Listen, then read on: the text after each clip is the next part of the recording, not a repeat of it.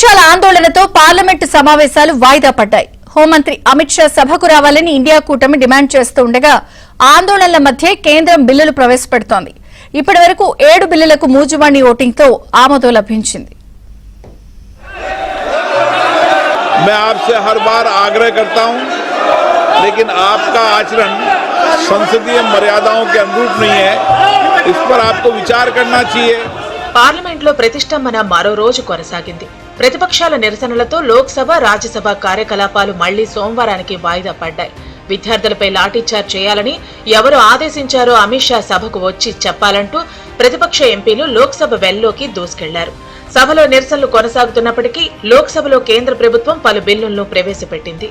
సూక్ష్మ, చిన్న, మధ్య తరహా పరిశ్రమలకు చెల్లింపుల్లో జాప్యాన్ని తగ్గించే లక్ష్యంతో తీసుకొచ్చిన ఎంఎస్ఎంఈ డెవలప్మెంట్ సవరణ బిల్లు 2026కు లోక్సభ ఆమోదం తెలిపింది. ప్రతిపక్షాల ఆందోళనల కారణంగా బిల్లుపై చర్చ జరగకుండానే మూజువాణి ఓటింగ్తో ఆమోదం లభించింది. I move that the bill further to amend the Micro, Small and Medium Enterprises Development Act 2006 as passed by Rajya Sabha be taken into consideration.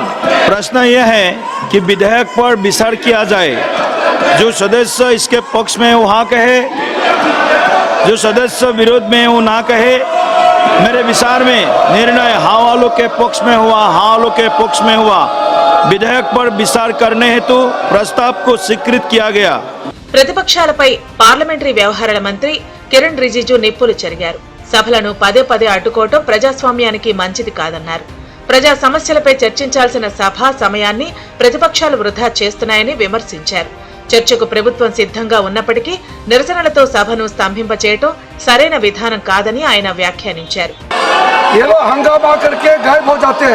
Home minister Amit Shah ji सुबह सुबह पार्लियामेंट में आते हैं और देर रात को ही वापस आते हैं.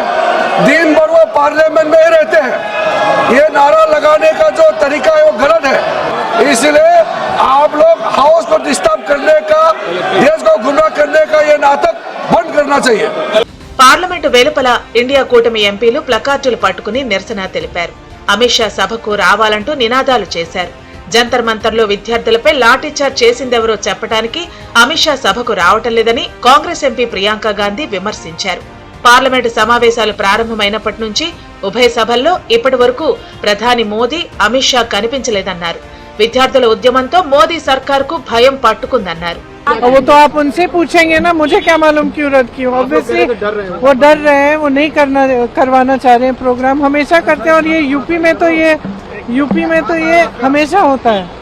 लगता तो नहीं है, मुझे लगता है कि वो आने से डर रहे हैं, किसी वजह से नहीं आ रहे हैं. आना चाहिए, जवाब देना चाहिए, स्टेटमेंट देना चाहिए. इसमें क्या बात है? कुछ हुआ है, गलत हुआ है तो जिम्मेदारी लीजिए. పార్లమెంటు సమావేశాల్లో గందరగోళం కొనసాగుతున్న నేపథ్యంలో ప్రతిపక్షాల నుంచి ఎన్డీఏలో కొత్తగా చేరిన లోక్సభ ఎంపీలతో ప్రధాని మోదీ తన నివాసంలో బ్రేక్ఫాస్ట్ మీటింగ్ నిర్వహించారు. తృణమూల్ కాంగ్రెస్, ఉద్ధవ్ ఠాక్రే నేతృత్వంలోని శివసేన, రెబల్ ఎంపీలకు ప్రధాని మోదీ భరోసా ఇచ్చారు. ఎలాంటి ఆందోళన చెందవద్దని, తాను వారితో ఉన్నానని హామీ ఇచ్చారు. పార్లమెంటు ప్రజాస్వామ్యానికి సర్వోన్నత దేవాలయమని, చర్చలలో చురుకుగా పాల్గొనాలని ప్రధాని మోదీ వారిని కోరారు. లోక్సభలో ఆందోళనతో కొత్త ఎంపీలకు మాట్లాడే అవకాశం లభించడం లేదన్నారు ప్రధాని మోదీ.